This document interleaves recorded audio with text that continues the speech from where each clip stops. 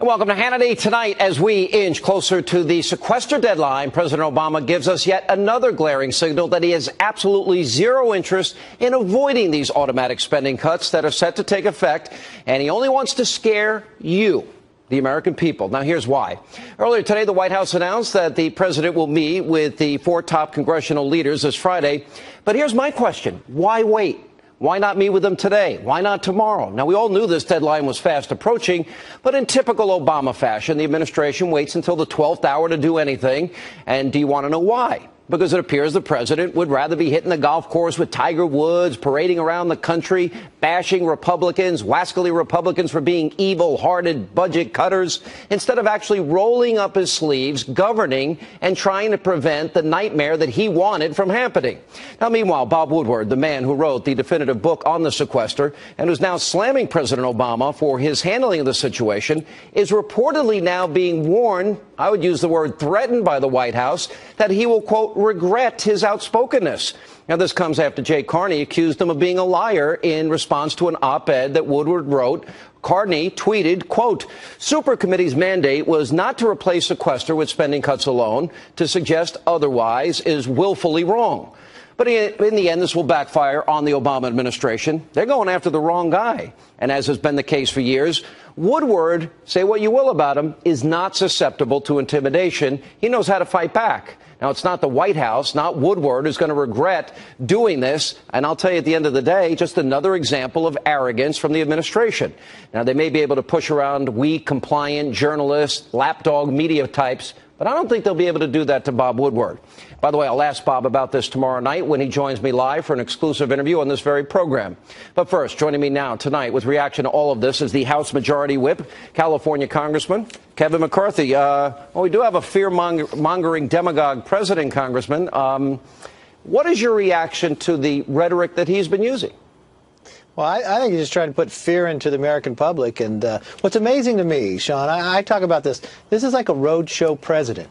He's more interested in keeping the campaign going around the country. And he's got to decide. Either he wants to be president of a political party or he wants to be president of the United States and actually lead in the process and work towards some type of solution. But that's not what we're getting. All right. Now, the president says on Friday he's going to meet with the 4 top congressional leaders. That means John Boehner, and that means Senator Mitch McConnell. Didn't John Boehner say that he wasn't going to do that anymore, or did I misunderstand him? He said he wasn't going to sit down and negotiate. I mean, what the president's really doing is asking for a photo op at the last minute. Remember what we're talking about here, though. It's $85 billion out of $3.6 trillion budget. We borrow $85 billion every 28 days. So we're just talking about let's cut less than what we borrow in 1 month. But wait, isn't it in 2013? Isn't it really $44 billion? It's not 85 this year? Yeah, because some of them, the cuts are offset into the next year. So you're cutting, really, in reality, less than 1 cent out of every dollar, and he's going to shut down all the essentials. It's going to curve somehow in the military. People aren't going to be able to fly in the TSA. I mean, a lot of these numbers just go back to 2009, and I remember America running pretty well in 2009. All right, so for the past week and a half or so, the president's been releasing criminals, even though the sequester has not even happened yet. That's point number one. Let me also tell you what Bob Woodward said about the president, and this had to do with the Pentagon and an aircraft carrier being deployed in the Persian Gulf. Let's show you what he said. Under the Constitution, the president is commander-in-chief and employs the force. And so we now have the president going out because of this piece of paper and this agreement. I can't do what I need to do to protect the country. That's a kind of madness that I haven't seen in a long time. A type of madness we've not seen in a long time. I think he kind of captures the moment. What does that say about the president? Releasing criminals, not sending out aircraft carriers? What do you think he's doing? I mean, I think he's playing political politics because all he wants to do is take more from the taxpayer. And that's the sad part. You know, when he sits there and threatens Bob Woodward, his administration, that's wrong. But think about how many times Bob Woodward had dealt with presidents in the past and what they've threatened him before. For him to come out Woodward and talk about this. I think this is very big, and I think this will even grow into something much more that the American people will be concerned about. All right. I've got a question because conservatives like myself, by the way, you may want to tell your friend Keith Ellison that I am a conservative and one that's registered conservative. I know conservatives are concerned, Congressman. You're in the leadership. They want to hear from you.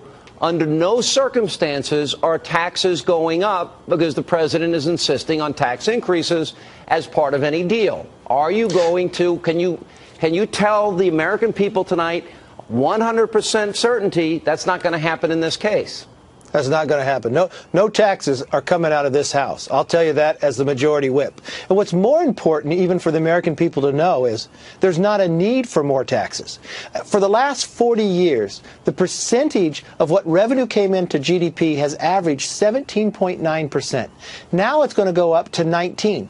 In America today, we're going to get more revenues in, $2.7 trillion, than America has ever received.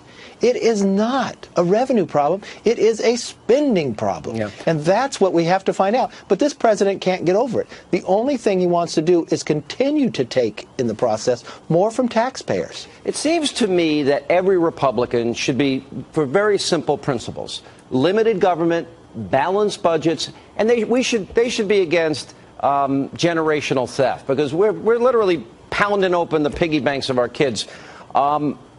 United in the House, if every House Republican is united on those three simple principles, you have power to stop President Obama. This is during this debate, during the continuing resolution debate, during the budget debate. You guys have power. Are you confident that all the Republicans are united on those three principles I just mentioned? I'm very comfortable telling you we're united in that. We're not only just united in that, we want to fight for that. You know, Sean, I had a lot of talks after the end of the last year of how it ended in the president's his fiscal cliff challenges and where the Republicans were at. And I talked about the strategy that united this new House. And I think you're seeing it right now from one where we've moved and made sure the Senate, if they don't pass a budget, they won't get paid. We're now sitting strong with the sequester, and now we're going to produce a budget that balances in 10 years. That is something fundamentally different that goes to the core of what Republican and all Americans believe. All right. I think the only thing I would suggest humbly is I think Republicans need message discipline. Every Republican has a different message. You guys need to be on the same page because the president is now trying to inflict the maximum amount of pain on the American people and inconvenience to say, those Republicans are nasty budget cutters that want dirty air and water and hate children and hate grandma. We can always prove in our message, but the one thing you could say that we're good at is the policy. The policy is very good of what we're moving forward. Whoever would think a president would want to inflict maximum pain on the American people to make a political point beyond my lifetime. Good to see you, Congressman. We're going to be watching closely, and we hope you all stand strong, united. Thank you. Thanks for having me, Sean.